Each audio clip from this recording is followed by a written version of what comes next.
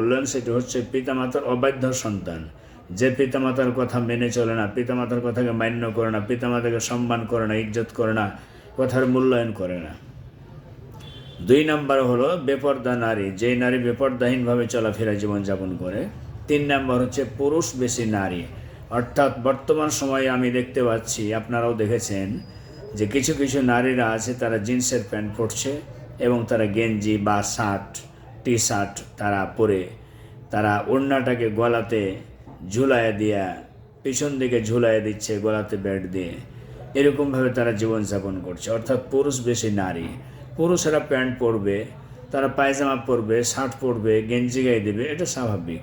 কিন্তু একজন নারী, কখনো মুসলিম নারীর জন্য এটা শোভনীয় নয় সে এরকমভাবে টি শার্ট, গেঞ্জি, প্যান্ট এগুলোই সে পরবে এবং রাস্তাঘাটে চলাফেরা করবে। এইভাবে যেই সমস্ত নারীরা চলাফেরা করে, আল্লাহর রাসূল সাল্লাল্লাহু আলাইহি ওয়াসাল্লাম বলেছেন, আদ-দায়িসু লা ইয়াদখুলুল জান্নাহ, তথা দায়ুস ব্যক্তিরা জান্নাতে প্রবেশ করতে পারবে না। এই ক্ষেত্রে যে শুধু সেই নারী দায়ুস তা না, তার পিতামাতাও দায়ুসের অন্তর্ভুক্ত, কারণ তার মেয়েকে, তার কন্যা সন্তানটিকে সে পর্দা করার জন্য বলে না বা পর্দা করার জন্য চাপ প্রয়োগ করে না, বা শরীর হাত ঢেকে সুন্দরভাবে রাস্তাঘাটে বের হতে হবে এই ব্যাপারে উৎসাহিত করে না। এই জন্য আল্লাহর রাসূল সাল্লাল্লাহু আলাইহি ওয়াসাল্লাম বলেছেন তারা জান্নাতে প্রবেশ করবে না এবং জান্নাতের ঘ্রাণটাও পর্যন্ত পাবে না। ইবনে খুজাইমার হাদিস, আবু হুরায়রা রাদিয়াল্লাহু তাআলা আনহু তিনি বলেন, ইবনে খুজাইমার হাদিস, আল্লাহর রাসূল সাল্লাল্লাহু আলাইহি ওয়াসাল্লাম বলেন 3 প্রকার লোক জাহান্নামী। ভালো করে শুনুন, 3 প্রকার লোক জাহান্নামী।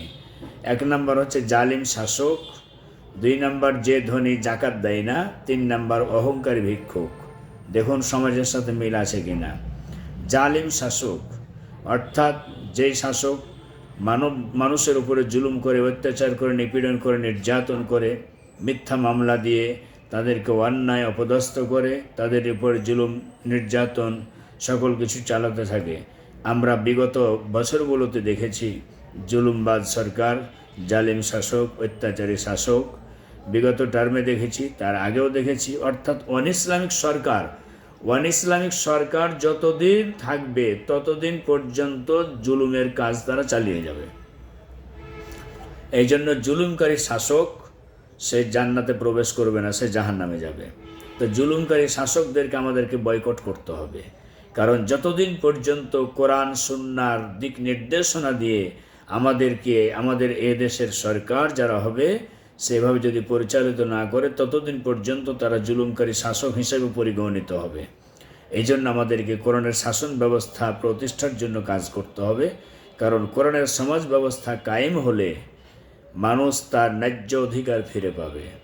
কোরআনের শাসন ব্যবস্থা কায়েম হলে, ইসলামী স্টেট কায়েম হলে, ইসলামী রাষ্ট্র প্রতিষ্ঠিত হলে, কোরআনের পার্লামেন্ট হলে, এই সরকার আমাদের জাতীয় সংসদ থেকে সে ভালো ভালো কাজকাম করার জন্য পরামর্শ দেবে, ভালো কাজকাম করার জন্য দিক নির্দেশনা দিবে এবং বিল পাস হবে।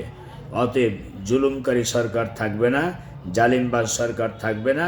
এই জালিমবাজ সরকারের পতন ঘটাতে হবে, পতন হয়েছে ইতিমধ্যেই, এবং সামনের দিন যেন কোনো জালিম অত্যাচারী শাসক আমাদের সামনে না আসতে পারে।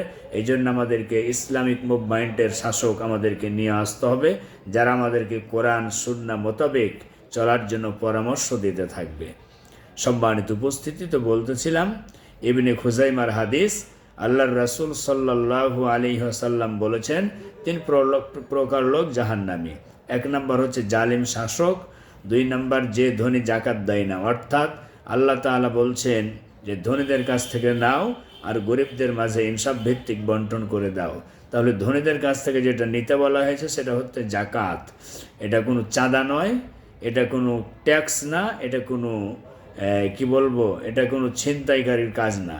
তার কারণ আল্লাহ তাআলা বলেছেন, অফিয়া মুআলিহিম হাক্কুল লিসাইল ওয়াল মাহরুম, তোমার সম্পদের মধ্যে অসহায় দুস্থ মানবদের অধিকার রয়েছে।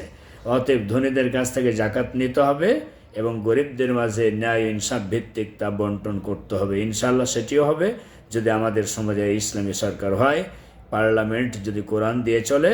অবশ্যই ধনীদের কাছ থেকে জাকাত নেওয়া হবে বা তারা স্ব ইচ্ছায় জাকাত দেবে এবং সেই জাকাত অসহায় দুস্থ মানুষদের মাঝে বন্টন করা হবে ইনশাআল্লাহ। 3 নম্বর হচ্ছে অহংকারী ভিক্ষুক। ভিক্ষুকের মধ্যে অহংকারীদের কম নাই।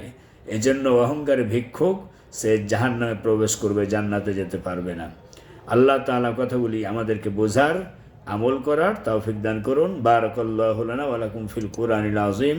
ওয়াসসালামু আলাইকুম ওয়া রাহমাতুল্লাহি ওয়া বারাকাতুহু।